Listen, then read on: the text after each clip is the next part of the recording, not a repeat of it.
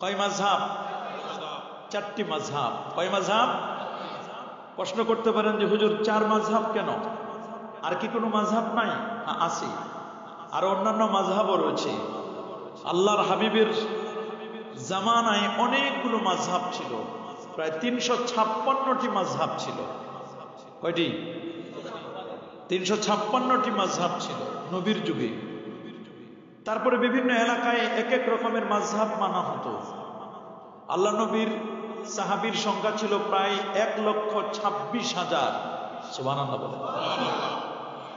সাহাবায়ে কেরাম ছিলেন কত? ১,২৬,০০০ সাহাবী। রাসূল বলেন আসহাবিকান নুজুম, আমার সাহাবীরা হচ্ছে আকাশের স্টার, আকাশের তারকা। as-সাহাবাতু কুল্লুহুম উদুল, সাহাবীরা সকলে ন্যায়পরায়ণ ছিলেন। কোন সাহাবীর ব্যাপারে বিষোদ্গার করা যাবে? যারা বলেন যাবে? সাবধান করে দিয়েছেন আল্লাহ আল্লাহ ফি আসহাবি লা তাত্তাখিজুহুম গারাদা ফামান আহাব্বাহুম ফাবিহুব্বি আহাব্বাহুম ওয়া মান আবগাদাহুম ফাবিবুগদি আবগাদাহুম ওয়া খায়রু উম্মতি কারনি সুম্মা আল্লাযীনা ইয়ালুনাহুম সুম্মা আল্লাযীনা ইয়ালুনাহুম। আল্লাহর হাবিব বলেন তোমরা আল্লাহকে ভয় করো, আল্লাহকে ভয় করো, আল্লাহকে ভয় করো। আমার সাহাবীদেরকে সমালোচনার টার্গেট বানাবে না। সায়াকুনু ফি আখিরিজ জামানে কওমুন, শেষ জামানায় একটি দল বের হবে, ইয়াসুব্বুনা আসহাবি, যারা আমার সাহাবীদেরকে গালি দিবে। নাউজুবিল্লাহ। যদি এদের সাথে তোমাদের সাক্ষাৎ হয়, এদেরকে সালাম দিবে না। এরা যদি মারা যায়, এদের জানাজায় তোমরা অংশগ্রহণ করবে না। মৃত্যুর আগে যদি এরা অসুস্থ হয়, তাহলে এদেরকে কখনো তোমরা দেখতে যাবে না। এরা হচ্ছে সমাজের মধ্যে সবচেয়ে নিকৃষ্ট। আর এই সাহাবায়ে কেরামদেরকে যারা গালি দেন, নবীজি বলেছেন তুমি তোমার নিজের মেয়ে তাদের কাছে বিয়ে দিবে না, বিয়ে দিয়ে তাদেরকে জামাই বানাবে না। তুমি সাহাবী বিদ্বেষীদের মেয়েকে বিয়ে করে তুমি নিজেই তাদের জামাই হবে না। বরং যারা নবীর সাহাবীদেরকে গালি দেয়, এদের চিনতে তোমাদের যদি কষ্ট হয়, ভালো করে চিনে নাও, এরা হচ্ছেন খারেজি। বলেন এরা কি? আরো জোরে বলেন, সবার মুখে খারেজি। বড় বড় ৬টা দল আছে। কয়টা? বলেন জাবারিয়া, কাদারিয়া, মরজিয়া, জাহামিয়া, মুতাজিলা, খারেজি। কয় দল? ৬। বড় বড় কয়টা দল? বড় বড় ৬টা দল। আল্লাহ নবী একদিন আব্দুল্লাহ ইবনে মাসউদ রাদিয়াল্লাহু তাআলা, যিনি ছিলেন সমস্ত সাহাবীদের মধ্যে শ্রেষ্ঠ মুফতি, সুবহানাল্লাহ, শ্রেষ্ঠ মুফতি সাহাবী ছিলেন রাইসুল ফুকাহা আব্দুল্লাহ ইবনে মাসউদ। নবী একদিন তাকে বললেন আমার কাছে একটা লাঠি দাও। লাঠিটা নিলেন, আল্লাহ নবীর হাতে লাঠিটা দেওয়ার পরে খাত্তালানা রাসূলুল্লাহ সাল্লাল্লাহু আলাইহি ওয়াসাল্লাম খাত্তা মুস্তাকিমান আলাল আরদ, আল্লাহ নবী সোজা জমিনের উপরে একটি রেখা টেনে দিলেন। রেখাটা টেনে দিয়ে বললেন হাজা সাবিলুল্লাহ সাবিলুর রুশদে সিরাতুল মুস্তাকিম, এটা হলো সোজা পথ, এটার নাম হলো সিরাতুল মুস্তাকিম, এই পথে তোমরা চলো। নবীজি পবিত্র কোরআনুল কারীমের সূরাতুল আনআমের ১৫৩ নম্বর আয়াতে কারিমা তেলাওয়াত করলেন। বললেন ওয়া আন্না হাদা সিরাতি মুস্তাকিমান ফাত্তাবিউ ওয়া লা তাত্তাবিউস সুবুলা ফাতাফাররাকা বিকুম আন সাবিলি যালিকুম আসাকুম বিহি লাআল্লাকুম তাত্তাকুন। নবীজি সোজা রেখাটা টেনে দিয়ে বলেন এটার নাম সোজা পথ, এই পথে তোমরা চলবে। ডানে ৩টা, বামে ৩টা, ৩ ৬টা আঁকা বাঁকা বক্র রেখা টেনে দিলেন। বলেন এই যে বাতিল পথগুলো প্রত্যেকটার সাথে এই ৬টা হলো মূল দল। ৬টা কি? এই ৬টার সাথে আবার প্রত্যেকটার সাথে 12টা করে দল আছে। তাহলে একটাই 12টা করে হলে ৬ 12 কত হয়? আরো জোরে, সবার মুখে ৭২। নবীজি এই হাদিসটির ব্যাখ্যা, যে হাদিসটি আগে বলছি, এটা মুসনাদে আহমদের ৪৪৪৪ নম্বর হাদিস। আর এখন যে হাদিসটি বলছি এটা জামে তিরমিজির ২৬৪১ নম্বর হাদিস। আন আব্দুল্লাহ ইবনে আমর রাদিয়াল্লাহু তাআলা আনহু قال, আব্দুল্লাহ ইবনে আমর থেকে হাদিসটি বর্ণিত। আল্লাহর হাবিব বলেন ইন্না বানি ইসরাঈলা তাফাররাকাত আলা ৭২ মিল্লাহ, শুনে নাও বনু ইসরাইল ইহুদিরা ৭১টি দলে বিভক্ত হয়েছিল, আর খ্রিস্টানরা ৭২ দলে। সাতাফতারিক উম্মতি আলা ৭৩ মিল্লাহ, আমার উম্মত বিভক্ত হবে ৭৩টি দলে। কুল্লুহুম ফিন্নার ইল্লা মিল্লাতান ওয়াহিদা, ৭৩টি দলের ৭২ দলের ঠিকানা জাহান্নাম, একটি মাত্র দলের ঠিকানা জান্নাত। সাহাবায়ে কেরাম প্রশ্ন করলো ক্বালু ওয়া মা হিয়া ইয়া রাসূলুল্লাহ, কোন দলটি জান্নাতি? নবী বলেন মা আনা আলাইহি ওয়া আসহাবি, আমি নবী যে পথে চলি আমার পথ এবং আমার সাহাবীদের পথ, নবীর পথ এবং নবীর সাহাবীদের পথ, এই পথ মত মতো যারা চলবে তারাই হচ্ছে জান্নাতি। আল্লাহু আকবার বলেন। নবীর পথ মানে সুন্নাহর পথ। ওয়াল জামাআ, আহলুস সুন্নাহ ওয়াল জামাআ, জামাআ মানে জামাআতুম মিনাস সাহাবা, সাহাবায়ে কেরামের জামাত, সাহাবায়ে কেরামের দল, এটা হলো হক দল। আল্লাহু আকবার। যদি দেখেন পৃথিবীর মধ্যে কোন দল নবীর সাহাবীদেরকে গালি দেয়, নবীর সাহাবীদের বিষোদ্গার করে, যদি দেখেন কোন দল নবীর সাহাবীদের ব্যাপারে বাজে মন্তব্য করে যে তারা মেয়ার নয়, সত্যের মাপকাঠি নয়, নবীর সাহাবীদেরকে যদি মানতে পারে না, বুঝবেন বাতিল চেনার জন্য কিছুই লাগবে না, এটাই সবচেয়ে বড় আলামত, সিম্পটম। যদি কোন দল নবীর সাহাবীদেরকে গালি দেয়, বুঝবেন এখানে ভেজাল আছে, এই দল সঠিক দল নয়। আমরা খারেজিদেরকে সাপোর্ট করি না, কারণ হলো খারেজিদের একটা বৈশিষ্ট্য হলো খারেজিরা আমার নবীর সাহাবীদেরকে পছন্দ করে না। এদের একটা বড় পরিচয় হলো এরা হলো গোস্তাখে রাসূল, গোস্তাখে সাহাবা, নবীর বিশ্বৎকার করে, সাহাবীদের বিশ্বৎকার করে। নাউজুবিল্লাহ বলেন, আরো যারা বলেন নাউজুবিল্লাহ। শিয়াদের মধ্যে একটা দল আছে, শিয়ারা অতিরঞ্জিত করে, শিয়ারা আলী রাদিয়াল্লাহু তাআলার ব্যাপারে আমার বাজে মন্তব্য করে। আমরা এটা আমাদের যেহেতু সাবজেক্ট ম্যাটার নয়, আমাদের সাবজেক্ট ম্যাটার হচ্ছে মাযহাব। আমি আগেই বলেছি যে মাযহাব বোঝার জন্য আমি বলছি কয়টি মাযহাব করেন না, কয়টা বলেন? হানাফি, শাফি, মালিকি, হাম্বলি, কয় মাযহাব? চারটা মাযহাব। চার মাযহাবই হক। চার মাযহাবই কি? কোন মাযহাবকে আপনি নেগলেক্ট করার কোনো সুযোগ নেই, চারটি মাযহাবই হক। তবে আপনাকে মনে রাখতে হবে মাযহাব নতুন কোনো বিষয় নয়, মাযহাব হচ্ছে কোরআন এবং সুন্নাহর সার নির্যাস। বলেন কোরআন এবং সুন্নাহর কি? আরো জোরে বলেন কোরআন এবং সুন্নাহর কি? আপনি একটা ব্লেন্ডারের মধ্যে আপেল দিলেন, কি দিলেন? আঙ্গুর দিলেন, খেজুর দিলেন, তারপরে কমলা দিলেন, আরো 4 প্রকারের খাবার দিলেন, আপনি দিয়ে ব্লেন্ডার করে জুস বানায় দিলেন। আচ্ছা বলেন তো এই জুসটা কি কোনো অন্যায় করেছে? জুসটার টেস্ট হবে না? কি বলেন, টেস্ট হবে কিনা? অবশ্যই টেস্ট হবে। মনে করবেন মাযহাব হলো কোরআন এবং সুন্নাহর মধ্যে যেগুলো বিচ্ছিন্ন ছিল, বিচ্ছিন্ন কতগুলো জিনিস ছিল, ওইটাকে সন্নিবেশিত করেছে, এক জায়গায় সুন্দর করে সুশোভিত করেছে, এটা সাজায় রেখেছেন। সুবহানাল্লাহ। একটা ঘরের ভিতরে মাল সামানগুলো এলোমেলো ছিল, এটাকে সেট আপ দিলেন, জিনিসগুলো সেট আপ দিয়েছেন। এই সেট আপ দেওয়া কি কোনো অন্যায়? কি বলেন, সেট আপ দেওয়া কোনো অন্যায়? আমরা আগে বলছি মাযহাব কয়টা? সবাই বলেন কয় মাযহাব? চারটা মাযহাব।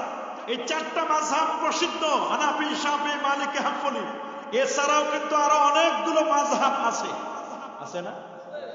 যেমন মদিনা শরীফ একটি মাযহাবের উপর ছিল মানুষগুলো। মদিনা শরীফের সমস্ত মানুষগুলো, মদিনার মানুষগুলো একজন ইমামকে মানতেন, তিনি ইমাম মালিক, মালিকি মাযহাবকে ফলো করতেন। কোন মাযহাবকে? মক্কা শরীফে একজন ইমামকে তারা মানতেন।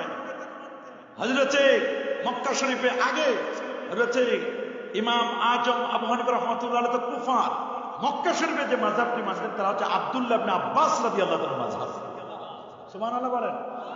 আব্দুল্লাহ ইবনে আব্বাস রাদিয়াল্লাহু তাআলার মাযহাবকে তারা মানতেন। কেউ যদি মক্কার কোনো ফতোয়া লাগতো, আব্দুল্লাহ ইবনে আব্বাস রাদিয়াল্লাহু তাআলার কাছে যেতেন। সুবহানাল্লাহ বলেন। সেই সময় কুফার সাহাবায়ে কেরামদের মধ্যে মাযহাব ছিল, কুফায় সবাই একজনকে মানতেন, তিনি হচ্ছেন রাইসুল ফুকাহা আব্দুল্লাহ ইবনে মাসউদ রাদিয়াল্লাহু তাআলা। আল্লাহু আকবার বলেন। মিশরে সবাই মানতেন হযরত আবু হুরায়রা রাদিয়াল্লাহু তাআলার মাযহাব।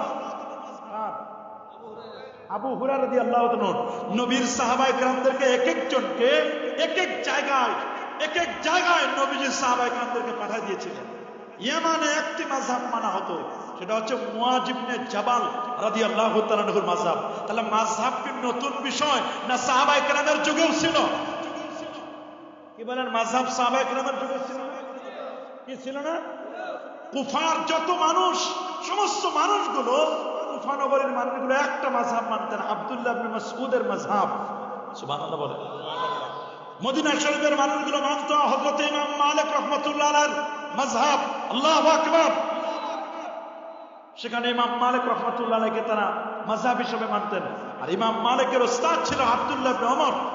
সুবহানাল্লাহ, আল্লাহু আকবার বলেন। এইরকম প্রত্যেকটা জায়গায় কিন্তু এরকম মাযহাবের অনুসারী তারা কিন্তু প্রত্যেক ইমামগণ প্রত্যেকে তার আগের ঊর্ধ্বতন যারা ছিলেন তারা প্রত্যেকে সাহাবী ছিলেন। সুবহানাল্লাহ। আল্লাহ নবীর আমরা যে বলি আমাদের সমাজে মাযহাব নিয়ে গেঞ্জাম হয় কেন? সমস্যাটা হলো এই যে আমরা বলি যে আমরা কোরআন মানবো, হাদিস মানবো, অন্য কিছু আমরা মানবো না, বলি কি না? তারা আমাদেরকে দলিল দেয়। দলিল দেয় কি? যে রাসূলুল্লাহ বিদায় হজ্জের ভাষণে বলেছিলেন, আইয়ুহান নাস তারাকতু ফীকুম আমরাইন লান তাদিল্লু মা ইন তামাসসাকতুম বিহিমা কিতাবাল্লাহ ওয়া সুন্নাতা রাসূলি। নবীজি বলে দিয়েছিলেন, শোনো হে মানব জাতি, আমি তোমাদের মাঝে দুটো জিনিস থেকে যাচ্ছি। এই দুটো জিনিসকে যতদিন পর্যন্ত তোমরা আঁকড়ে ধরবে ততদিন পর্যন্ত তোমরা গোমরা হবে না, পথভ্রষ্ট হবে না। যার একটা হলো আল্লাহর কোরআন, আরেকটা হলো আমি নবীর আদর্শ সুন্নাহ। কোরআন মানবে, হাদিস মানবে। এই হাদিসকে কেন্দ্র করে আমার দেশের একদল ভাই বলেন আমরা কোরআন মানে, হাদিস মানি, অন্য কিছু মানি না। কথাটা কিন্তু খুব সুন্দর, কোরআন মানে, হাদিস মানি, অন্য কিছু। সুন্দর কথা, কোরআন মানবো, হাদিস মানবো। প্রশ্ন হচ্ছে কোরআন এবং হাদিস আপনি বুঝেন কি বুঝেন না? কোরআন হাদিস পড়তে পারেন কি পারেন না? এটা আমাদের জানার বিষয়। আপনারা এখানে যারা আছেন আপনারা কি সবাই কোরআন হাদিস পড়তে পারেন? পারেন? হয়তোবা কেউ পড়তে পারেন, আপনি জের দেওয়ার পেশ আছে, আপনি পড়তে পারেন কোরআন মাজিদ, অথবা হাদিসও জের দেওয়ার পেশ দিলে আপনি পড়তে পারেন। কিন্তু আমরা যেগুলো ক্লাসে পড়াই, বুখারী, মুসলিম, তিরমিজি, আবু দাউদ, নাসাই, ওটা জের দেওয়ার পেশ নয়। এগুলো যদি বের করে দেওয়া হয় পারবেন পড়তে? আলেম ওলামা ছাড়া, বিজ্ঞ আলেম ছাড়া সাধারণ আলেমরাও তো এগুলো করতে পারবে না। পারবে নাকি? এটা তো হলো কেবলমাত্র পড়া, পড়ার পরে এটার অনুবাদ করা। কি করা? অনুবাদ করা। অনুবাদ বাংলায় ট্রান্সলেট করা, অনুবাদ করার পরে এটা বুঝা, বুঝার পরে এখান থেকে মাসআলা মাসাইল বের করা। আপনারা বলেন আপনারা কোরআন হাদিসে মাসলা মাসাইল বের করতে পারবেন? আমরাই তো পারি না। আমরা পারি? আমরাই তো পারি না। আমরাই যেখানে পারি না সেখানে সাধারণ মানুষের তো প্রশ্ন আসে না। আমরা কি আমাদের চেয়ে বড় বড় হাসছি যারা, তারাও তো এরকম পারে না। শাহ ওয়ালিউল্লাহ মুহাদ্দিস দেলভী রাহমাতুল্লাহ আলাইহি 14 বছরে লেখাপড়া শেষ করেছেন। সুবহানাল্লাহ, আল্লাহু আকবার বলেন। এত বড় পণ্ডিত ছিলেন শাহ ওয়ালিউল্লাহ মুহাদ্দিস দেলভী রাহমাতুল্লাহ আলাইহি। উনি একবার চিন্তা করলেন যে আমি মাযহাব মানব না, নিজে কোরআন হাদিস থেকে মাসআলা মাসাইল বের করব। উনি 3 মাস পর্যন্ত চেষ্টা করে 20-25টা মাসলা মাসাইল বের করেছেন। পরে দেখলেন এর চেয়ে কোটি কোটি গুণে ভালো মাসআলা উনি যা বের করেছেন তার চেয়ে কোটি কোটি গুণে ভালো বের করে রেখে দিয়েছেন ইমাম আজম আবু হানিফা রাহমাতুল্লাহ। উনি বলেন আমার তো দরকার নাই নিজে গবেষণা করা, গবেষণা তো একজন করে রেখেছেন, আমি কষ্ট করে জুস বানাবো কেন? জুস বানাই দিছে, খালি কিনবো আর খাবো। আল্লাহু আকবার বলেন। আমরা মাযহাব মানি কেন? আমরা মাযহাব মানি এই কারণে যে আমরা কোরআন এবং সুন্নাহ থেকে মাসআলা মাসাইল বের করতে পারি না। বলেন আমরা কোরআন সুন্নাহ থেকে মাসলা মাসাইল বের করতে, সোজা কথা, আমরা কোরআন হাদিস থেকে মাসআলা মাসাইল বের করতে পারি না। বিধায় আমরা কি করি? বলেন আমরা মাযহাব মানি কেন? কি কারণ? কোরআন সুন্নাহ থেকে মাসলা বের করতে বুঝতে হবে আপনার। খালি আসলেন গেলেন হই হই করলেন, বাস লাফালাফি করলেন, এটার নাম ওয়াজ নয়। ওয়াজ বুঝে না। আমরা মাযহাব মানি কেন? কোরআন সুন্নাহ থেকে মাসলা মাসাইল বের করতে পারি। আমি ড্রাইভার রাখছি কেন? আমি গাড়ি চালাইতে পারি না, পারলেও আমার সময় নেই। কথা বলেন। আমি মাছ বাজার থেকে কিনে খাই কেন? এই জন্য আমি কিনে খাই যেহেতু আমার এত সময় নাই যে পুকুরে নদীতে গিয়ে রাত বিরাতে মাছ ধরবো। আমি যদি মাছ ধরতে যাই তো মাহফিলে ওয়াজ করবে কি? কথা বলেন। আমি সুন্দরবনে গিয়ে মধু কিনে, সুন্দরবনে গিয়ে আমি মধু কাটতে পারি না, মধুর চাক থেকে মধু ডাইরেক্ট বের করতে পারি না। কারণ কি? আমার সময় নাই। এই জন্য আমি মধু বাজার থেকে কিনে খাই। কথা বলেন। আমি কোরআন হাদিস থেকে মাসআলা মাসাইল বের করতে পারি না, এই জন্য আমি মাযহাব মানি।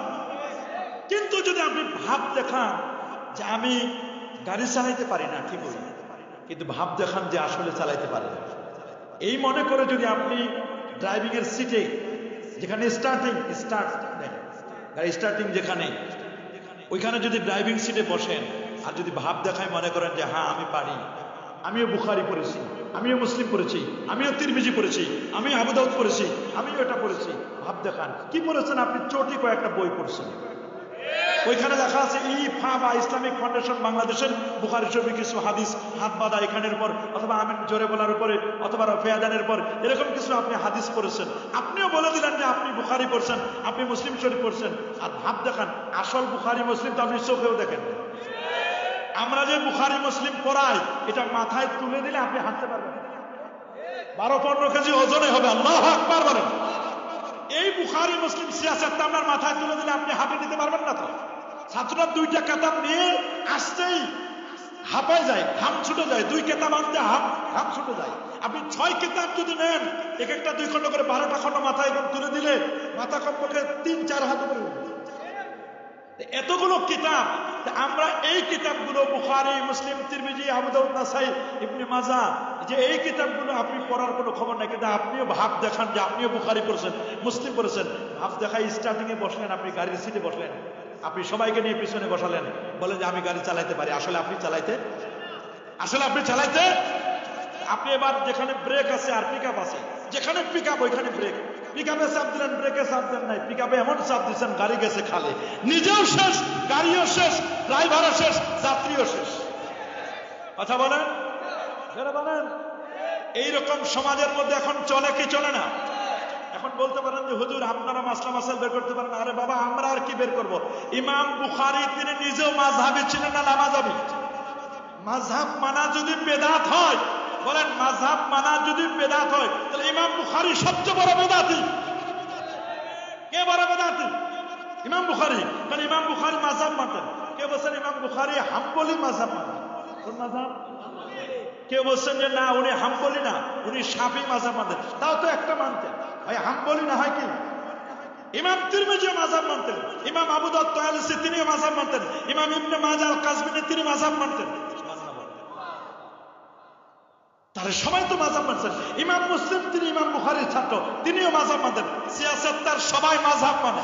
হাফেজুদ দুনিয়া, পৃথিবীর শ্রেষ্ঠ আলেমদের একজন হচ্ছেন আল্লামা হাফেজ ইমাম ইবনে হাজার আসকালানী রাহমাতুল্লাহ আলাইহি, যিনি 852 হিজরির আলেম, এত বড় পণ্ডিত, যিনি ইবনে হাজার আসকালানী আর শাফি মাযহাবে, তিনিও শাফি মাযহাব মানতেন। শাইখুল ইসলাম ইবনে তাইমিয়া শাহ, উনি মাযহাব মানতেন, উনি হাম্বলি মাযহাব, উনার বাবা মাযহাব মানতেন। আব্দুল ওয়াহাব নজদি, যাকে আমরা আব্দুল ওয়াহাব ওয়াহাবি বলি, এই আব্দুল ওয়াহাব নজদি তিনিও মাযহাব মানতেন। নাসিরউদ্দিন আলবানী, উনি ঘড়ির মেকার ছিলেন, উনার জীবনের মধ্যে আসে, উনার বাবা হানাফি মাযহাব মানতেন। মাযহাব মানে নাকি?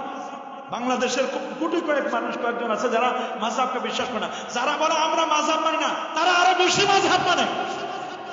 হয়তোবা ইমাম আজম আবু হানিফাকে মানে না, ইমাম শাফিকে মানে না, ইমাম মালিককে মানে না, ইমাম আহমদ বিন হাম্বলকে মানে না। খোঁজ নিয়ে দেখেন কারে মানে। হয়তোবা ডাক্তার জাকির নায়েককে মানে,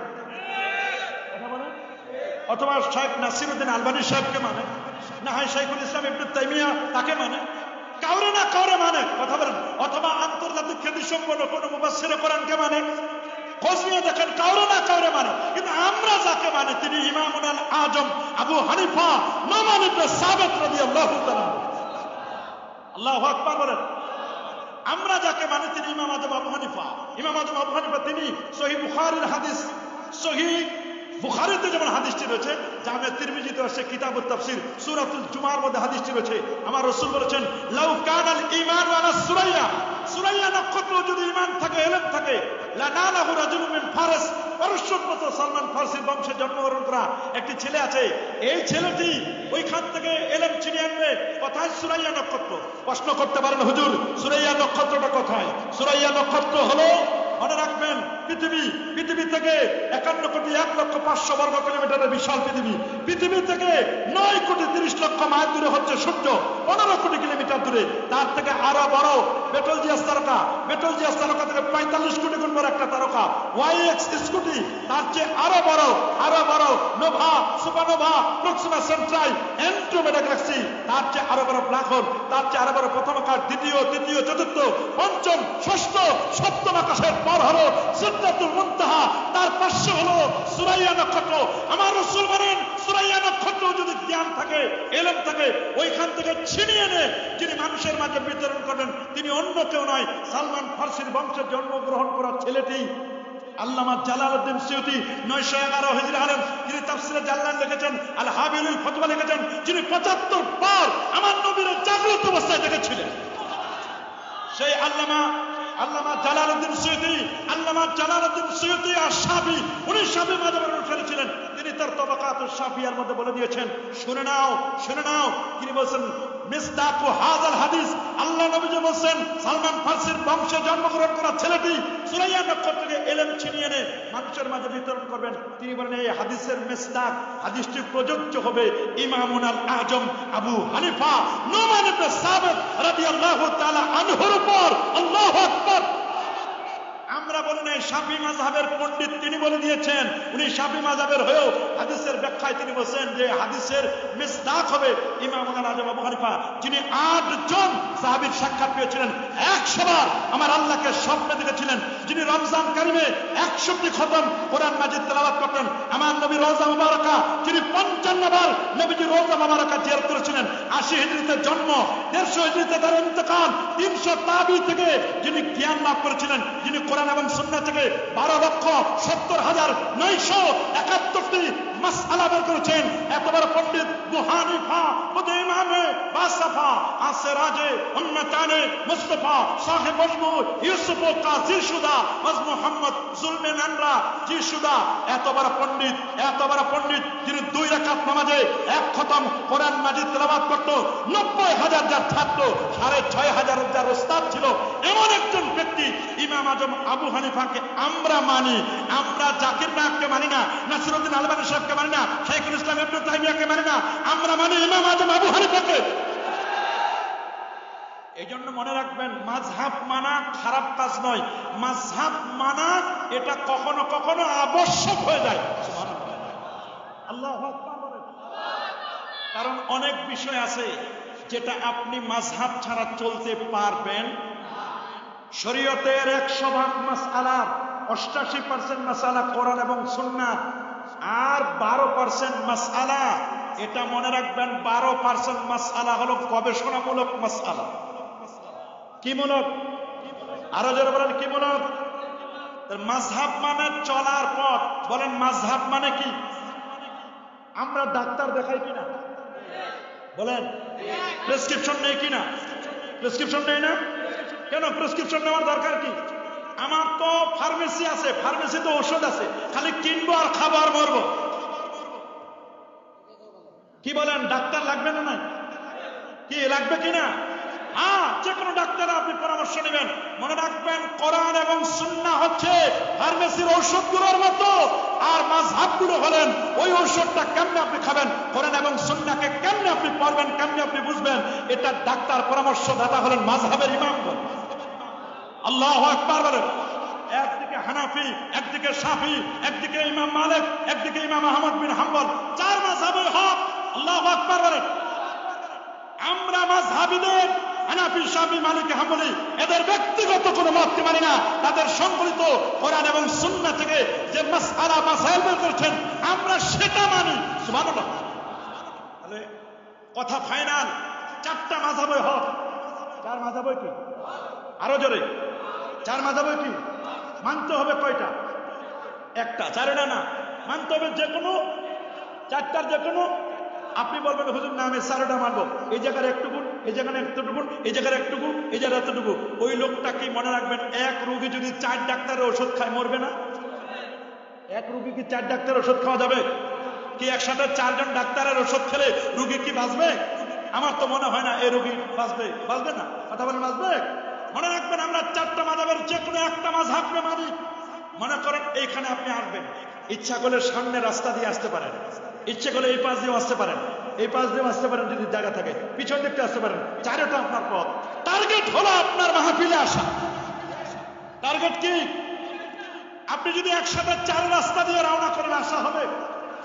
আমি মনে করেন এই বদ্ধভূমি মাহফিলে আসবো, 50তম মাহফিলে আসবো, আমি প্লেনের টিকিট কাটলাম। কোন জায়গা? কথার কথা, কিসের? প্লেনের টিকিট কাটলাম। আমি টিকিট নিলাম, হেলিকপ্টার ভাড়া করলাম। কয়টা অপশন গেল? 3 নম্বর অপশন হলো আমি বাসেরও টিকিট কাটলাম, 3টা। 4 নম্বর আমি অপশন নিলাম যে না আমি হেঁটে আসবো, 4টা। এই 4টার যে কোনো একটা অপশন আমাকে চুজ করতে হবে। আমি যদি প্লেনেও একটা হাত দিই আর হেলিকপ্টারে দিলাম একটা পা, আর ট্রেনে যেহেতু টিকিট কাটছে ওইখানে দিলাম আর একটা পা, আর চিন্তা করলাম পেটটাই তো আসল, পেটটা দিয়ে দিলাম বডির মধ্যে, মানে হাঁটার মধ্যে, ওর কি জীবনের তো এখানে আসা হবে? 4টা অপশনের যে কোনো একটা অপশন আপনাকে চুজ করতে হবে। আমরা বলি 4 মাযহাবে হক, 4টার যে কোনো একটা মাযহাব আপনাকে মানতে হবে। একসাথে 4টা মাযহাব কখনো মানা যাবে? এখন প্রশ্ন হলো 4টা মাযহাব মানা যাবে না, কিভাবে হলো 4টা মাযহাব? এবং 4টা দলিল, শরীয়তের দলিল কয়টা? বলেন কয়টা? বলেন। কোরআনুল কারীম, সুন্নাহ, ইজমা, কিয়াস। শরীয়তের দলিল কয়টা? আরো জোরে বলেন। কোরআন, সুন্নাহ, ইজমা, কিয়াস। কোরআন, সুন্নাহ, ইজমা, কিয়াস। মূল দলিল 2টা। মূল কয়টা? কোরআন এবং সুন্নাহ হচ্ছে মূল দলিল। আল্লাহু আকবার বলেন। আল্লাহ নবী মুআয ইবনে জাবাল রাদিয়াল্লাহু তাআলা, রাসূলুল্লাহর বিখ্যাত সাহাবী, যিনি ছিলেন আ'লামু বিল হালাল ওয়াল হারাম, হালাল হারাম সংক্রান্ত এক্সপার্ট সাহাবী ছিলেন মুআয ইবনে জাবাল। সহিহ বুখারী হাদিস, বাসা রাসূলুল্লাহ সাল্লাল্লাহু আলাইহি ওয়াসাল্লাম মুআযান ইলাল ইয়ামান। আল্লাহ নবী মুআয ইবনে জাবাল রাদিয়াল্লাহু তাআলাকে ইয়ামানে পাঠালেন। কোথায়? ইয়ামানে যখন পাঠাচ্ছেন, নবীজি মুআযকে বলেন, ইয়া মুআয কাইফা তাকজি ইয়া মুআয। মুআয, তুমি যে ইয়ামানে যাচ্ছ, কিভাবে বিচার কার্য ফয়সালা করবে, কিভাবে ফতোয়া ফারায়েজ দিবে? মানুষ তো অনেক রকমের প্রশ্ন করবে তোমাকে, তুমি কিভাবে সমাধান করবে? হযরত মুআয ইবনে জাবাল বলেন, হুজুর আকদি বিকিতাবিল্লাহ, আমি আল্লাহর কোরআন থেকে ফয়সালা করব। আল্লাহু আকবার। রাসূল বলেন, ফাইল্লাম তাজিদ ফি কিতাবিল্লাহ, যদি আল্লাহর কোরআনে তুমি না পাও, আছে কোরআনে, কিন্তু যদি তুমি না পাও, এইখানে আপনার বন্ধু আছে, আপনি খুঁজে পাচ্ছেন না, এর অর্থ কি নাই না আছে? পুকুরে মাছ আছে, আমার জালে ধরে নাই, এর মানে কি আমি বলবো যে পুকুরে মাছ নাই? কোরআন এবং সুন্নাহে দলিল আছে, হয়তো বা আমরা পাই নাই। কথা বলেন। মাযহাবের দলিল কোরআনে আছে, মাযহাবের দলিল হাদিসে আছে, স্পষ্ট অথবা অস্পষ্ট, হয়তোবা আপনি পান নাই, কারণ আমার কোরআনে এমন কোনো কিছু বাদ দেওয়া হয় নাই যেটার আলোচনা আমার আল্লাহ করে নাই। আল্লাহ বলেন, ওয়া নাযালনা আলাইকাল কিতাবা তিবয়ানান লিকুল্লি শাই হুদাও ওয়া রাহমা ওয়া বুশরা লিল মুসলিমিন। আবার বলেন, মা ফাররাতনা ফিল কিতাবি মিন শাই, কোরআনের সব কিছু ডিটেইলস বর্ণনা আমি আল্লাহ করে দিয়েছি। যদি প্রশ্ন করে, হুজুর আপনি তো বলেন কোরআনের সব আছে, বলেন দেখি আজকে আলুর কেজি কত কোরআনের কথায় আছে? পাঙ্গাস মাছের কেজি কত কোরআনের কথায় আছে?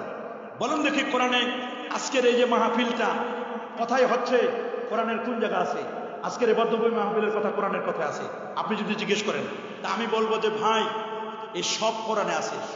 যদি আপনি আমার জিজ্ঞেস করেন পাঙ্গাসের কেজি কত, আলুর কেজি কত, পেঁয়াজের কেজি কত, রসুনের কেজি কত, আমি তখন জিজ্ঞেস করব ব্রাহ্মণপাড়া এসে যে মূল বাজার আছে না, বাজার কমিটির সেক্রেটারিকে জিজ্ঞেস করবো, ভাই আজকে আলু কত, পেঁয়াজ কত, রসুন কত, আদা কত, আর বদ্ধভূমি মাহফিলটা কোন রাস্তা? আমি আসে জিজ্ঞেস করছি, ভাই কোন রাস্তায়? দীর্ঘভূমি না? আচ্ছা দীর্ঘভূমি, দীর্ঘভূমি মাহফিলটা কোন জায়গায়? তা আমি তখন জিজ্ঞেস করবো, জিজ্ঞেস করে আমি জেনে নিব। এটাই আমার কোরআনে আল্লাহ তাআলা বলে দিয়েছেন, ফাসআলু আহলা যিকরি ইন কুনতুম লা তা'লামুন, যদি কোনো বিষয় না জানো, অজানা বিষয়গুলো তোমরা জেনে নিবে। আল্লাহু আকবার। আমার কোরআন কিন্তু সেই কথাটা দিয়েছেন, আমার কোরআন কিন্তু সেই বক্তব্যটাই দিয়েছেন। এই জন্য আমাকে বুঝতে হবে। আল্লাহ নবী বলেন, শোনো কোরআনে তো সব আছে, যদি তুমি কোরআনে না পাও, বলছে হুজুর কোরআনে না পাইলে পাবে সুন্নাতে রাসূলিল্লাহ, আল্লাহ নবীর সুন্নাহ, হুজুর আপনার আদর্শ দিয়ে আমি কিন্তু বিচার কার্য ফয়সালা করব। এখানে কিন্তু হাদিস বলেন নাই, বলছেন সুন্নাহ। কি বলছেন? আরো যারা বলেন কি বলছেন? সুন্নাহ বলছেন, হাদিস বলে নাই। কারণ সব হাদিস মানা যায় না। বলেন সব হাদিস কি মানা যায়? আরো যারা বলেন সব হাদিস মানা যাবে? কি সব হাদিস মানা যাবে? আল্লাহ নবী 11টা বিয়ে করছিলেন। আপনি যদি মনে করেন রাসূলুল্লাহর এই হাদিসটা আমি মানবো, 11টা বিয়ে করব, আপনার জন্য জায়েজ হবে? হবে? এই হাদিস মানা যাবে? নবীজি জীবনে একবার দাঁড়ায় একটা সাক্ষ্য করেছিলেন, আতা আলা সুবাতাতে কওমিন ফাবালা কায়মান, এটা ওযুরের কারণে উম্মতকে শিক্ষা দেওয়ার জন্য। আপনি কি দাঁড়ায় পেশাব করতে পারবেন? পারবেন। জীবনে একবার যদি কোনো ওযুর থাকে সেটা ভিন্ন কথা। আল্লাহু আকবার। নবীজি সোমবার জন্ম নিয়েছেন, আপনি কি সোমবারে কেউ সবাই জন্ম নিয়েছে সোমবারে? হাদিস অনুযায়ী তো আপনার আমার জন্মটাও ঠিক হবে না। কথা বলেন। নবীজি এক রাতে পৃথিবীর এই বাইতুল নবীজি এক রাতে আল মসজিদুল হারাম থেকে নিয়ে বাইতুল মুকাদ্দাস করিয়ে আরশে আজিম পর্যন্ত পৌঁছেছেন। নবীজি এক রাতে আল্লাহর আরশ পর্যন্ত গেলেন। আপনি তো এক রাতে ঢাকাও যাইতে পারেন না, আপনি পারবেন? মনে রাখবেন, সব হাদিস মানা যায় না। সব হাদিস মানা যায়? নবীজি 16 কিংবা 17 মাস বাইতুল মুকাদ্দাসের দিকে ফিরে নামাজ পড়েছিলেন। আমরা এখন বাইতুল মুকাদ্দাসের দিকে ফিরে নামাজ পড়লে হবে? কথা বলেন, জোরে বলেন, হবে? আমরা হাদিস মানি না, সুন্নাহ মানি। নবীর সুন্নাহ মানি। নবীজি জিজ্ঞেস করলেন, যদি তুমি কোরআনে না পাও তাহলে সুন্নাহ, যদি সুন্নায় না পাও? সাহাবী বললেন, হুজুর ফাআজতাহিদু, আমি গবেষণা করব, ইজতিহাদ করব, আমি গবেষণা করে উত্তর দিব। আল্লাহু আকবার। আমি কি করব? গবেষণা করে গবেষণা করব, ইজতিহাদ করব, গবেষণা করব কোরআন এবং সুন্নাহ থেকে। কোরআন সুন্নাহ থেকে গবেষণা করার পরে যেই মাসালাটা আমি বের করব, এটা যদি সবাই মেনে নেয় তখন এটার নাম হবে ইজমা। আর যদি সবাই মেনে না নেয় তখন এটার নাম হবে কিয়াস। এটাকে বলা হয় দলিলুল হাসান। আমি দলিল দেব আকলি, নকলি দলিল অথবা আকলি। নকলি যদি দলিল দিই উপর থেকে, হয় কোরআন এবং সুন্নাহ, কোরআন এবং সুন্নাহ, কোরআন এবং সুন্নাহ নকলি। আরেকটা হচ্ছে আপনার নকলিটা হতে পারে ওহী, একটা হচ্ছে গায়রুল ওহী, ওহী দিয়ে অথবা ওহী ছাড়া। তো ওহিয়ে গায়রে মাতলু, ওহিয়ে মাতলু দিয়ে যদি দলিল দিই এটা হবে কোরআন, ওহিয়ে গায়রে মাতলু দিয়ে দলিল দিই তাহলে এটার নাম হবে সুন্নাহ। আর যদি গবেষণা থেকে দলিল দিই, আমার গবেষণাটা যদি সবাই মেনে নেয় এটার নাম হবে ইজমাউল উম্মাহ। আর যদি সবাই মেনে না নেয় তখন এটার নাম হবে কিয়াস, গবেষণা। আল্লাহু আকবার। এই 4 দলিলের বাইরে কোনো দলিল আছে নাকি? জোরে বলেন, আছে নাকি? মূল দলিল 2টা, দুইয়ের সাথে আরো 2টা, এই মোট 4টা দলিল। আল্লাহু আকবার বলেন। মূল দলিল হচ্ছে কোরআন এবং সুন্নাহ। বলবেন যে হুজুর, আচ্ছা কোরআন সুন্নাহ ছাড়া কি আমরা দলিল দিতে পারবো না? দেখেন, একদিন ইমাম আজম আবু হানিফা বসা, ইমাম শাফি বসা, ইমাম শাফি তো না, ইমাম আবু ইউসুফ। ইমাম শাফি তো পরে জন্ম নিয়েছেন। ইমাম আজম আবু হানিফার যেদিন ইন্তেকাল, ইমাম শাফির সেদিন জন্ম। ইমাম আবু ইউসুফ বসা, ইমাম মুহাম্মদ আশ-শাইবানি বসা, ইমাম জুফার বসা। আল্লাহু আকবার বলেন। আরেক পাশে বসা আছেন ইমাম আজম আবু হানিফা রাহমাতুল্লাহ আলাইহি। একটা মাসালা আসছে, মাসালাটা অত্যন্ত জটিল এবং কঠিন। একটা প্রাণী আনা হলো, প্রাণীটার অর্ধেক হলো ছাগল আর অর্ধেক হলো শূকর। ইমাম আবু ইউসুফকে জিজ্ঞেস করছেন, কাজীউল কুযাত, এটা খাওয়া যাবে কিনা? ইমাম আবু ইউসুফ বলে, আমার ব্রেনে ধরে না, এটা খাবো কেমনি? অর্ধেক হলো শূকর, শূকর খাওয়া হারাম, অর্ধেক হলো ছাগল। একটা প্রাণীর মধ্যে ছাগল খাওয়া তো হালাল, আমি কেমনে বলবো? প্রাণী তো একটা। উনি বলছেন, নেক্সট, পরের জনের কাছে যাও। আরেকজনের কাছে গেছে, ইমাম মুহাম্মদ আশ-শাইবানির কাছে, আপনি বলেন। উনি বলছে, এটা আমিও বুঝতেছি না কিছু। এবার বললেন যে ঠিক আছে, আরেকজনের কাছে, ইমাম জুফারের কাছে যাও। ইমাম জুফার বলছেন, আমিও কিছু বুঝতেছি না। আল্লাহু আকবার। অথচ এরা কত বড় বড় পণ্ডিত। ইমাম আজম আবু হানিফার দরবারে 40,000 আলেম ওলামাদেরকে নিয়ে প্রায় 83,000 মাসআলা লেখা হয়েছে। জেলখানায় বসেও তিনি মাসআলা লিখেছেন। এত বড় পণ্ডিত ছিলেন ইমাম আজম আবু হানিফা। এবার ইমাম আজমের কাছে যখন ফতোয়াটা দেওয়া হলো, এটা কোরআনেও নাই, এটা হাদিসেও সুন্নাহও নাই, উনি এটা কিভাবে জবাব দিবেন? বলছেন যে ঠিক আছে, তোমরা যে প্রাণীটা আনছো, প্রাণীটা একটা খুঁটিতে বেঁধে রাখো 3 দিন। কয়দিন? জোরে বলেন, কয়দিন? 3 দিন তারা খুঁটির মধ্যে বেঁধে রাখলো। 3 দিন খুঁটির মধ্যে বেঁধে রাখার পরে 3 দিন পরে তারপর আনা হলো। 3 দিন পরে যখন আনা হয়েছে, আনার পরে এবার বলা হলো, 3 দিন তো বেঁধে রাখছিলাম আমরা, একদিকে কাঁঠাল গাছের পাতা রাখো, আরেকদিকে 20টা মলমূত্র রাখো, যেই দিকে যাবে প্রাণীটা ওই দিকে ফতোয়া হবে। 3 দিনের ক্ষুধার্ত। 3 দিন পরে যখন প্রাণীটাকে খুলে দেওয়া হলো, তখন ওটা ছাগলটা পাতা খাওয়ার জন্য চলে গেল কাঁঠাল গাছের পাতা দিকে। তখন ইমাম আজম ফতোয়া দিলেন, এটা খাওয়া জায়েজ। এইটা কোরআন এবং সুন্নাহয় পাবেন না, এটা বুঝতে হবে। মান ইউরিদিল্লাহু বিহি খাইরান ইফাক্কিহুহু ফিদ্দিন। আল্লাহ যার কল্যাণ চান তাকে দ্বীনের সমঝ দান করেন। আল্লাহু আকবার। সবাই মুফতি হতে পারে না। সবাই কি মুফতি হতে পারে? এখন তো ইউটিউবের মুফতি, ফেসবুকের মুফতির তো অভাব নাই। মনে রাখবেন, রাসূল বলে দিয়েছেন, ইন্নাল্লাহা লা ইয়াকবিদুল ইলমা ইনতিজান। আল্লাহ ইলমকে একবার উঠাই দিবেন না, ওয়ালাকি ইয়াকবিদুল ইলমা বিকবজিল উলামা। বরং ইলমকে উঠাই দিবেন আলেমদের ইন্তেকালের মাধ্যমে। হাত্তা লাম ইয়াবকি আলিমান, সমাজের মধ্যে আলেম বাকি থাকবে না। ওয়াত্তাখাদুন নাসু রুউসান জুহালা, মানুষ যখন জাহেলদেরকে আলেম বানাবে, ফাসুয়ালু, তাদেরকে বিভিন্ন প্রশ্ন করা হবে। ওয়াফতাউ বিগাইরি ইলমিন, তারা ফতোয়া দিবে ইলম ছাড়া, রেজাল্ট হবে ফাদাল্লু আদাল্লু, নিজেরা গোমরা, মানুষদেরকে গোমরা করবে। আজকে গোমরাহি করার জন্য উঠে পড়ে লেগেছে একদল মানুষ। কথা বলেন, মুফতি না, অথচ মুফতি সাজে। মুফতি না হয়ে কি সাজে? আর এদের কাছে আমরা দেখি কলব খুঁজে পাই না, কলব খুঁজে মাথায় আর হাঁটুতে। যারা কলব মাথায় খুঁজে আর হাঁটুতে, এদের জ্ঞান হলো হাঁটুর নিচে। মনে রাখবেন, কোরআন এবং সুন্নাহ থেকে আপনি মাসআলা বের করবেন। মনে করেন আপনি একজন লামাযহাবী, আপনি বলবেন আমি কোরআন মানি, হাদিস মানি। কি মানে? কোরআন মানি, আমি ইজমা মানি না, কিয়াস মানি না। আপনি এই কথা বললেন, ঠিক আছে ভাই, কোনো সমস্যা নাই। আপনি কোরআন সুন্নাহ থেকে, কোরআন হাদিস থেকে মাসআলা বের করবেন। তো প্রথমে তো কোরআনে লাগবে। কি? আসেন তাহলে কোরআন মাজিদ থেকে মাসআলা বের করবেন, কোরআন হাদিসে মাসআলা বের করবেন। আগে তো আপনার পড়া জানতে হবে। পড়তে পারলেন ভালো, পড়ার পরে আপনি এটার অনুবাদ জানলেন। কি জানলেন? আচ্ছা, অনুবাদ করে, বাংলা অনুবাদ করে কি মাসআলা বের করে দেবে? অনুবাদ করে মাসআলা বের করে দেবে? নাকি কোরআনের তাফসীর জানতে হবে? কি বলেন? তাফসীর জানতে হবে কিনা? তাফসীর জানতে হবে। তাফসীর ছাড়া আপনি কোরআন বুঝতে পারবেন না। আপনি নিজের মন মতো কোরআন বুঝতে হবে। কি আপনি আমি মন গড়া কোরআন বুঝতে হবে? কথা বলতে হবে। আমি যদি, আপনারা যদি কেউ বলেন যে হুজুর কোরআন হাদিসে মাযহাব নাই, আমি বলবো কোরআন হাদিসে নামাজের আগে উযু করতে হবে, কথাও নাই। নামাজের আগে উযু করার কথা কোরআন হাদিসে কথা আছে? কোরআনে আছে? হাদিসটা বাদ দিলাম, কোরআনে আছে? কথা পাবেন? কি আছে কোরআনে? নেন, কোরআনে আছে ইযা কুমতুম ইলাস সালাহ, ইযা কুমতুম ইলাস সালাহ ফাগসিলু উজুহাকুম ওয়া আইদিয়াকুম ইলাল মারাফিক। আল্লাহু আকবার। সূক্ষ্ম কথা, আলেম ওলামারা ভালো করে বুঝবেন, তালেবুল ইলমরা বুঝবেন। আপনি যদি অনুবাদ করেন, সুন্দর করে অনুবাদ করেন, ইজা মানে যখন, ইজা মানে, কুমতুম মানে তোমরা দাঁড়াবে, ইজা কুমতুম যখন তোমরা দাঁড়াবে, কিসের? ইলাস, নামাজে। যখন তোমরা নামাজে দাঁড়াবে, ফাগসিলু, হাঁটা অতঃপর অর্থে আসে, ফাগসিলু উজুহাকুম, অতঃপর তোমরা নামাজে দাঁড়ানোর পরে তোমরা কি করবে? ফাগসিলু উজুহাকুম, চেহারা ধৌত করো। আপনারা বলেন নামাজের পর আমরা উজু করি না নামাজের আগে? নামাজের আগে যে আপনি উজু করলেন, এটা পৃথিবীর কোন কোরআনে পাইছেন? আমার 30 পারা কোরআনে নাই। আমি আমাদের লামাযহাবী যে ভাইগুলো আছেন, যারা বলেন মাযহাব মানি না, শুধু কোরআন মানি, হাদিস মানি, আবার একদল আছে আহলে কোরআন, শুধু কোরআন মানি। আমি বলবো কোরআনের কথায় পেলেন নামাজের আগে উজু করতে হবে, কোরআনের কথাও নাই। আছে? আপনি অনুবাদ করে বুঝাই দেন। ইজা কুমতুম, ইজা মানে যখন, কুমতুম মানে তুমি দাঁড়াবে, ইলাস সালাত কোথায়? ফাগসিলু, অতঃপর তুমি উজু ধৌত করো, উজুহাকুম তোমাদের চেহারা। নামাজে দাঁড়ানোর পরে আমরা উজু করি না নামাজের আগে? তাহলে এটার কি করতে হবে? বুঝতে হবে, যাইতে হবে কার কাছে? কোরআন বুঝার জন্য যাইতে হবে কার কাছে?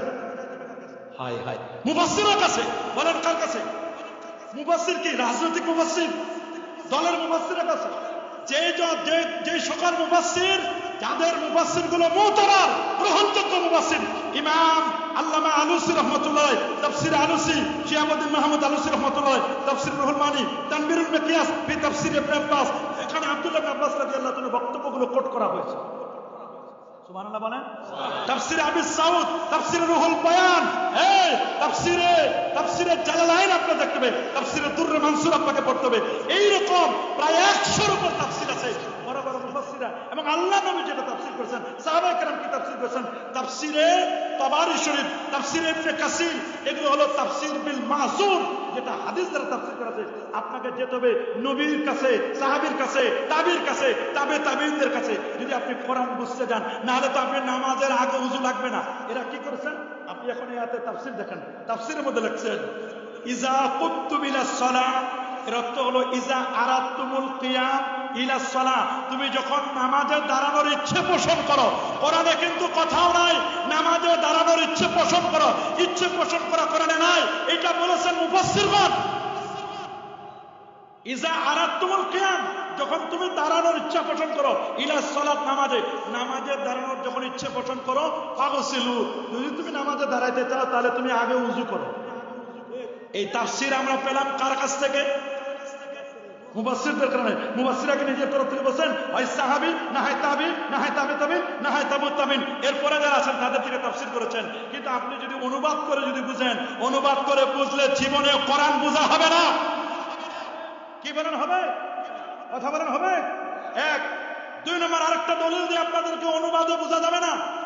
আল্লাহ বলেন কোরআন কারীমে সূরাতুল মাইদার মধ্যে, সূরাতুন নিসা মধ্যে আছে হুররিমাত আলাইকুম উম্মাহাতুকুম, হুররিমাত তোমাদের উপর হারাম করা হয়েছে উম্মাহাতুকুম তোমাদের মাদেরকে, তোমাদের মা সমূহকে মাদেরকে হারাম করা হয়েছে। মা কি একজন না অনেকজন? কিন্তু আল্লাহ বলছেন উম্মাহাতুকুম, অনেক মা। আল্লাহু আকবার বলেন। ওইটা তো পরের কথা। আল্লাহ বলছেন হুররিমাত আলাইকুম, তোমাদের উপর হারাম করেছে। হুররিমাত হারামের দুইটা অর্থ, হারাম মানে নিষিদ্ধ, আবার হারাম মানে সম্মানিত। তা আমি এখানে কোন অর্থ নিব? আমরা বলি হেরেম শরীফ মানে সম্মানিত জায়গা, এখানে কোনো অন্যায় করা যাবে না। আবার এটা কাজ করা হারাম, হারাম মানে নিষিদ্ধ। এখন আমি মানবো কোনটা? হারাম মানে কি নিষিদ্ধ মানবো, নাকি হারাম মানে আমি কিভাবে মানবো? হারাম মানে নিষিদ্ধ, আবার হারাম মানে সম্মানিত। হারাম মানে নিষিদ্ধ, আবার হারাম মানে কি? আল্লাহ বলছেন হুররিমাত আলাইকুম উম্মাহাতুকুম, তোমাদের উপর তোমাদের মাদেরকে নিষেধ করা হয়েছে। নিষেধ করা কি? কথা বলা নিষেধ, তার সাথে দেখা করা নিষেধ, খাওয়া নিষেধ, তার সাথে বসা নিষেধ, মায়ের সাথে শোয়া নিষেধ, মায়ের সাথে চলাফেরা নিষেধ। এখানে কি ব্যাখ্যা আছে? ব্যাখ্যা বুঝতে গেলে আপনি বাংলা অনুবাদে বুঝবেন। এটা যদি আপনি বুঝতে যান তাহলে যাইতে হবে কার কাছে? মুফাসসিরের কাছে। বলেন না কার কাছে? আপনি যে বলেন আমি কোরআন থেকে মাসালা বের করব, আপনি তো কোরআন থেকে মাসালা বের করতে পারবেন না যতক্ষণ না কোরআনের মাসালা নবী হয়, নবী না হয় সাহাবী, না হয় তাবি, না হয় তাবে তাবেঈন, হয় হানাফি, শাফি, মালিকি, হাম্বলি, কেউ না কেউ করতে হবে। আপনি নিজের মন মতো তাফসীর বুঝলে হবে? তাহলে তাফসীরটা হবে কি? হুররিমাত নিকাহু উম্মাহাতিকুম, তোমাদের মাদেরকে বিবাহ করা হারাম করেছে। উঠা বসা হারাম নয়, মায়ের সাথে খাওয়া হারাম নয়, মার সাথে দেখা হারাম নয়, মায়ের সাথে উঠা বসা করা হারাম নয়, মাকে বিবাহ করা হারাম। আল্লাহু আকবার বলেন। তাহলে অনুবাদ দিয়ে সব বুঝা, কথা বলে না, অনুবাদ দিয়ে সব বুঝা। তিন, আরেকটা দলিল দিচ্ছি দেখেন, আপনি বুঝলে অবাক হয়ে যাবেন। আল্লাহ কোরআনে বলেন ফানকিহু মা তাবা লাকুম মিনান নিসায়ে মাসনা ওয়া সুলাসা ওয়া রুবা। আল্লাহ বলেন ফানকিহু, তোমরা বিয়ে করো। কি করো? বিবাহ করো। ফানকিহু মা তাবা লাকুম, যা তোমাদের পছন্দ হয়, যেটা তোমাদেরকে ভালো মনে করো। মিনান নিসা, নারীদের থেকে, মাসনা 2 2, সুলাসা 3 3, রুবা 4 4, নারীদের মধ্যে থেকে যাদের ভালো লাগে বিয়ে করো। তাহলে তো মাকেও বিয়ে করতে হবে। নাউজুবিল্লাহ বলেন। হ্যাঁ, বোনকে বিয়ে করতে হবে। আল্লাহ তো এখানে বলেন ফানকিহু, তোমরা বিয়ে করো মা তাবা লাকুম, তোমাদের যাদের পছন্দ হয়। নাউজুবিল্লাহ, এটার তাফসীর জানতে হবে কিনা? এই পৃথিবীতে গোমরাহ হয়েছে তারা যারা কোরআন অনুবাদ করে করে নিজে বুঝেছে, হাদিস অনুবাদ করে করে নিজে বুঝেছে, এরাই গোমরাহ হয়েছে। এই জন্য কোরআন হাদিস নিজে বুঝতে হবে না। যারা কোরআন হাদিস নিজে বুঝে তাদের বুঝ সঠিক নয়। কোরআন সুন্নাহ বুঝার জন্য ওস্তাদ লাগবে। আমাদের ওস্তাদ ইমাম আজম আবু হানিফা। আল্লাহু আকবার। এই জন্য আল্লাহ কোরআনে বলে দিয়েছেন ইয়া আইয়ুহাল্লাযীনা আমানু, হে ইমানদার বান্দাগণ, আতিউল্লাহ ওয়া আতিউর রাসূলা ওয়া উলিল আমরি মিনকুম। আতিউল্লাহ, হে ইমানদার বান্দাগণ, তোমরা আল্লাহর আনুগত্য করো। আল্লাহর যে অনুসরণ করবেন, ইতাআত করবেন। আল্লাহরে দেখছেন? তা যারা আমি দেখি নাই তারা আমি কি অনুসরণ করব? আপনারা দেখছি, আপনারা অনুসরণ করতে পারি যে আপনি এরকম করেন, এরকম করেন, এরকম করেন, আমি এভাবে বক্তব্য দেন। আমি তো আল্লাহরে দেখি নাই, আল্লাহর কি অনুসরণ করব? এখানে আতিউল্লাহ তাফসীর হলো আতিউল্লাহ মানে আতিউল কোরআন, কোরআনের অনুসরণ করো। বাংলা অনুবাদ করলে বুঝলে হবে আতিউর রাসূল, রাসূলের আনুগত্য করো। আপনারা রাসূলকে দেখছেন না, রাসূলের না দেখে রাসূলের কিভাবে অনুসরণ করবে? হ্যাঁ, হাদিস না, রাসূলের অনুসরণ করা। আতিউর রাসূল মানে আতিউস সুন্নাহ, সুন্নাহর অনুসরণ করো। ওয়া উলিল আমরি মিনকুম, উলিল আমর কারা? উলিল আমর বুঝতে হবে। উলিল আমর হবে 2 দল। আরো জোরে সবার মুখে কয় দল? এক হলো রাষ্ট্রীয় নেতা, যদি মুসলমান হয় যতক্ষণ পর্যন্ত কোরআন এবং সুন্নাহ মোতাবেক তিনি বলবেন ততক্ষণ পর্যন্ত তার অনুসরণ করতে হবে। আর দ্বিতীয় দল হচ্ছেন মুজতাহিদ, ফকিহ, ইমাম, যারা গবেষক, তাদের অনুকরণ করতে হবে। আল্লাহু আকবার। মুস্তাহিদের গবেষণা অনুকরণ করতে হবে। যদি আপনি করতে না পারেন, আতিউল্লাহ ওয়া আতিউর রাসূল বলেন। আতিউল্লাহ, আতিউর রাসূল 2 জায়গায় কিন্তু আল্লাহর আগে আতি শব্দ আছে, রাসূলের আগে আতি আছে। কিন্তু ওয়া উলিল আমরি মিনকুম এখানে বলে নাই ওয়া আতিউ, উলিল আমরি মিনকুম কথা বলা হয় নাই এখানে। তার মানে উলুল আমর তিনি অবশ্যই কোরআন এবং সুন্নাহর বাহিরে কোনো মাসলা মাসাইল বের করবেন না যতক্ষণ পর্যন্ত কোরআন এবং সুন্নাহয় পাওয়া যায়। কোরআন সুন্নাহ থেকে বের করবেন, এরপর তিনি নিজে ইজতিহাদ করবেন, গবেষণা করবেন। আল্লাহু আকবার। তাহলে আপনাকে বুঝতে হবে কোরআন সুন্নাহ। কোরআন শুধু অনুবাদ করে বোঝা যাবে, আরেকজনের তাকলিদ করতে হবে কিনা, অনুসরণ করতে হবে কিনা, আরেকজনের কিন্তু আপনার অনুসরণ করতে হবে। যেমন কোরআনুল কারিমে আল্লাহ বলেন ওয়ায়াতারাব্বাসনা বিআনফুসিহিন্না সালাসাতা কুরু, যারা আলেমে পড়েছেন কুরু শব্দের দুইটা অর্থ। কুরু মানে তুহুর, কুরু মানে হায়েজ, তুহুর মানে পবিত্র। নারীদেরকে তালাকপ্রাপ্ত নারী 3 কুরু পর্যন্ত অপেক্ষা করবে। 3 কুরু পর্যন্ত তার স্বামীর সাথে রিলেশন করতে পারবে না, দেখাশোনা করতে পারবে না, 3 কুরু পর্যন্ত। কুরু শব্দটা এটা লজ্জা মুস্তারাক, এখানে আপনার দুটো অর্থ। তুহুর হতে পারে, তুহুর মানে পবিত্র, পবিত্রতা অবস্থায় নামাজ পড়তে হবে, রোজা রাখতে হবে, হজ করতে হবে, সব ঠিক আছে। কিন্তু আরেকটা অর্থ হবে হায়েজ, পিরিয়ড চলাকালীন। হায়েজ অবস্থায় নামাজ হারাম, রোজা, স্ত্রী স্বামী স্ত্রীর সাথে রিলেশন, দুটো আলাদা আলাদা অর্থ। আপনি কুরু শব্দের অর্থ কোনটা করবেন? আপনি তো বিপদে পড়ে যাবেন। যে কোনো একটা আপনাকে নিতে হবে, হয় তুহুর না হলে হায়েজ। তাহলে কেউ নিয়েছেন তুহুর, ইমাম আজম আবু হানিফা নিয়েছেন হায়েজ, পিরিয়ড হায়েজ চলাকালীন সময় নিয়েছেন। তাহলে ইমাম শাফি নিয়েছেন তুহুর। তাহলে যে কোনো একটাকে মানতে হবে। বাংলা অনুবাদ করে আপনি কখনো অর্থ করতে পারবেন? আপনি যদি আলিফ লাম মিমের অর্থ করেন পারবেন? আলিফ দিয়ে আপনি কি বুঝবেন, লাম দিয়ে আপনি কি বুঝবেন, মিম দিয়ে কি বুঝবেন? যে কোনো একটা মাযহাবকে আপনার মানতে হবে কিনা বলেন? একটা মাযহাব মানতে হবে কিনা? আমরা বলি 4 মাযহাবে হক। আরো ধরে 4 মাযহাবে, 4 মাযহাবে। আমরা বললাম হানাফি মাযহাবের কথা। ইমাম শাফি নেন, ইমাম শাফি একটা মাসআলা বের করার জন্য আল্লাহর কোরআন থেকে 200 বার আল্লাহর কোরআনটা তেলাওয়াত করেছিলেন শুধু একটা মাসআলা। আল্লাহু আকবার বলেন।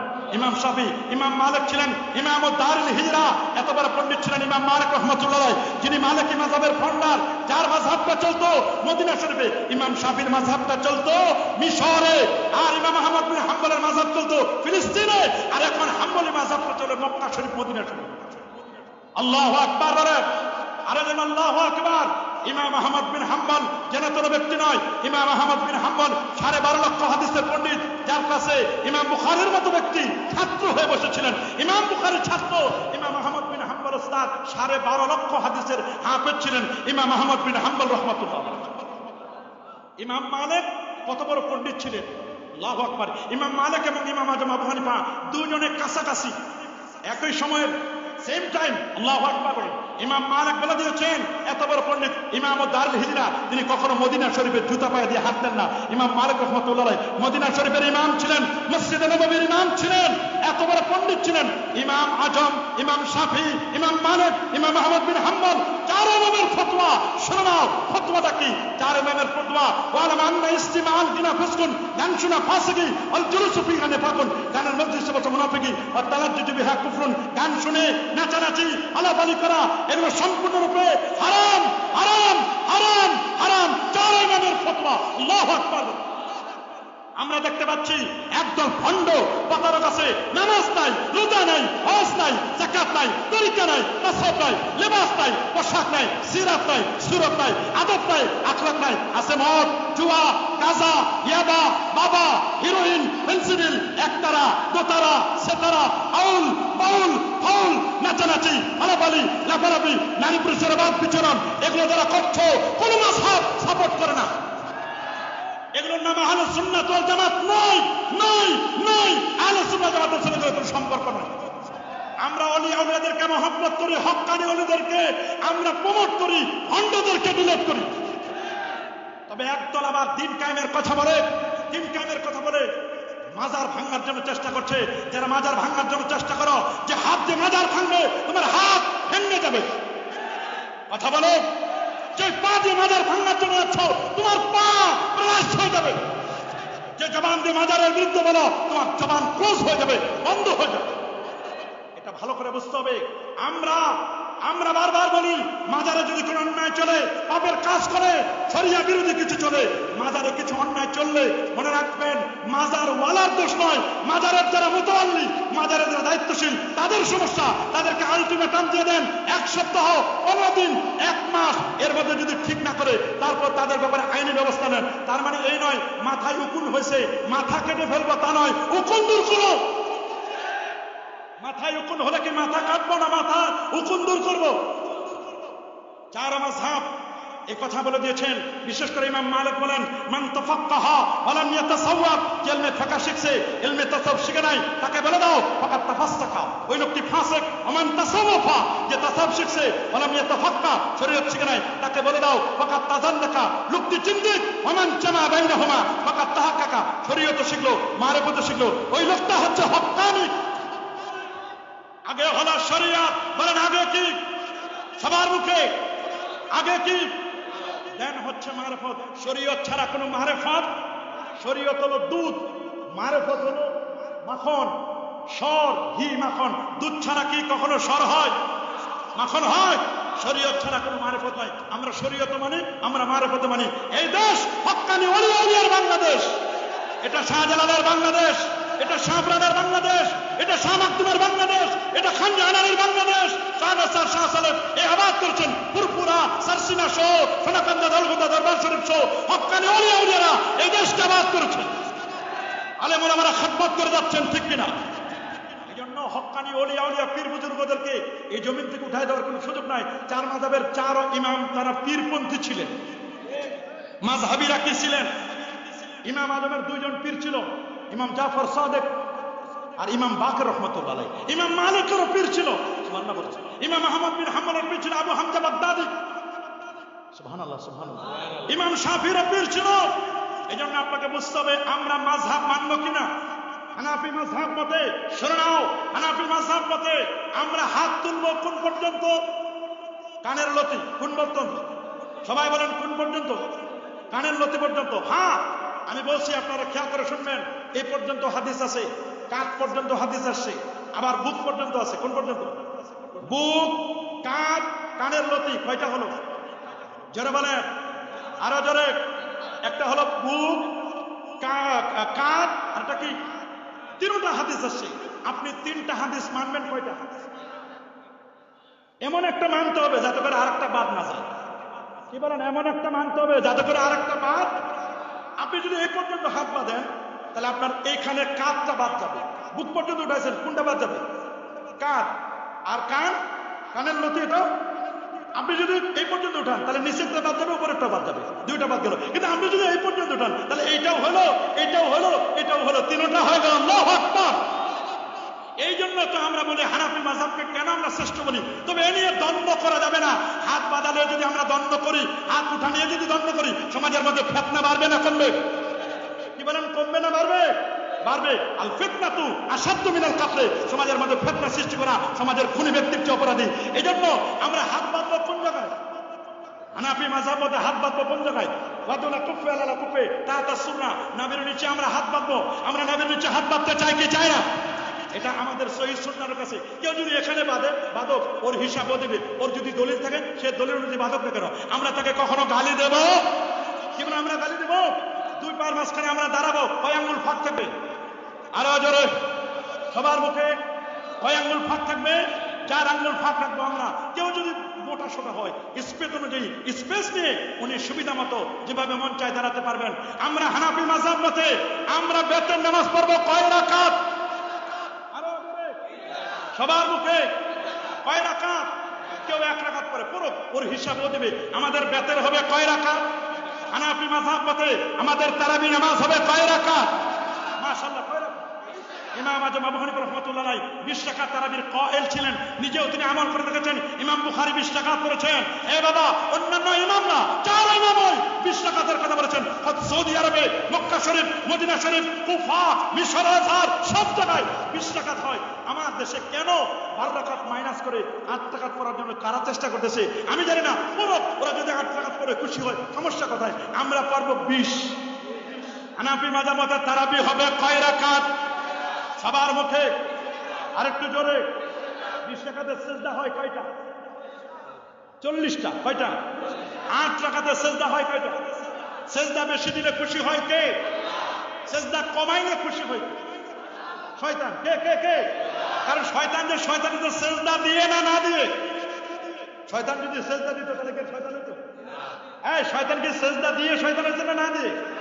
যে সেজদা না দিয়ে শয়তান আছে, ওর টার্গেট, ওর মিশন, ওর ভিশন হলো সেজদা কমানো। আমরা কি সেজদা কমাবো না বাড়াবো? বাড়াবো কি মন মতো? মাগরিবের নামাজ 3 রাকাত পড়বো 4 রাকাত না, এটা না। নবীজি 20 রাকাত পড়েছেন তারাবি। আল্লাহু আকবার। দলিল দলিল স্পষ্ট লেখা আছে মুসান্নাফ ইবনে আবি শাইবা 7774 নম্বর হাদিস স্পষ্ট লেখা। শুনে নাও, আন আব্দুল্লাহ ইবনে আব্বাস রাদিয়াল্লাহু তাআলা আনহুমা আন্নাহু قال كان يصلي النبي صلى الله عليه وسلم 20 রাকাতান সেবাল বেতে। আল্লাহ নবী 20 রাকাত তারাবি পড়তেন, 3 রাকাত বেতে পড়তেন। আল্লাহু আকবার, আল্লাহু আকবার। আমাদের তারাবি হবে 20, বেতের হবে 3।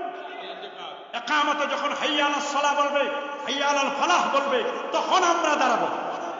ইকামতে হাইয়া আলাস সালাহ, হাইয়া আলাল ফালাহ, ইয়াকুমুল ইমাম ওয়াল কওম ইনদা হাইয়া আলাস সালাহ, ইনদা হাইয়া আলাল ফালাহ। শুনুন, আল ফাতওয়া স্পষ্ট করে, আল ফাতওয়া আল হিন্দিয়া, ফাতওয়া হিন্দি আলমগীরি, তারপর বাদায়ুস সুনাই ইমাম কাসানিও বলে দিয়েছেন। সমস্ত ফাতওয়ার কিতাবগুলোতে শরহুল বেকায়ার মতো লিখে দেওয়া আছে, হাসিয়ার মধ্যে, ইকামতে হাইয়া আলাস সালাহ, হাইয়া আলাল ফালাহর সময় দাঁড়াবো। এটাই মুস্তাহাব তরিকা। আল্লাহু আকবার বলেন, আরে বলেন আল্লাহু আকবার। ইমাম যখন কেরাত পড়বে, ইমাম কেরাত পড়লে আমাদের আর কেরাত লাগবে। হানাফি মাযহাব মতে ইমামের পিছনে কেরাত পড়া মাকরুহে তাহরিমি। বলেন, ইমামের পিছনে কেরাত পড়া কি? অন্য ইমামে আপনি পড়েন, কোনো আপত্তি নাই। আমাদের মাযহাবের ইমাম ইমাম আবু হানিফা দলিল কি? দলিল দুইটা, একটা কোরআন মাজিদ থেকে আর একটা হাদিস থেকে। সুবহানাল্লাহ বলেন। কোরআনের দলিল সূরাতুল আরাফ, সূরাতুল আরাফ 204 নম্বর আয়াত। আল্লাহ রাব্বুল আলামিন বলেন, ওয়া ইযা কুরিয়াল কুরআন ফাসতামিউ লাহু ওয়া আনসিতু লাআল্লাকুম তুরহামুন। নামাজে যখন কিরাত পড়া হবে, ওয়া ইযা কুরিয়াল কুরআন, নামাজে যখন কিরাত পড়া হবে, ওয়া ইযা কুরিয়াল কুরআন ফাসতামিউ, গভীর মনোযোগ দিয়ে শুনো, ওয়া আনসিতু, যদি শুনতে না পারো চুপ করে থাকো। ফজরের তেলাওয়াত শুনি শুনবো, জোহর আসরে শুনি না চুপ করে থাকবো, মাগরিবে শুনি শুনবো, এশায় শুনি শুনবো। সুবহানাল্লাহ। ইমাম যদি কেরাত পড়ে, তাহলে আমরা কেরাত শুনবো কিনা? লাআল্লাকুম তুরহামুন, রহমত পাইতে গেলে কেরাত শুনতে হবে। নির্দেশ কার? ইমাম সাহেব কেরাত পড়লো, আমরাও পিছনে কেরাত পড়লাম, তাহলে শুনবে কি? আল্লাহ বলেন, ওয়া ইযা কুরিয়াল কুরআন ফাসতামিউ, গভীর মনোযোগে শুনতে বসেন। তা আপনি তো আল্লাহর কথা বাদ দিলেন, বলবেন হুজুর এই আয়াতটা কি বাইরে নয়? বাইরে নয়। আব্দুল্লাহ ইবনে আব্বাস রাদিয়াল্লাহু তাআলা বলেন, নাযালাত ফিস সালাত, এটা নাজিল হয়েছে নামাজকে কেন্দ্র করে। সুবহানাল্লাহ বলেন। কি কেন্দ্র করে? নামাজকে কেন্দ্র করে। নামাজে যখন কোরআন মাজিদ তেলাওয়াত করবে, তখন তোমরা শুনবে। শুনবো কিনা? রাসূলুল্লাহ বলে দিয়েছেন আরেকটা দলিল, কিরাআতুল ইমাম কিরাআতুল লিল মুক্তাদি। ইমামের কিরাতটাই হচ্ছে মুক্তাদির কিরাত। কিরাতুল মুক্তাদি, কিরাতুল লিল ইমাম, কিরাতুল লিল মুক্তাদি।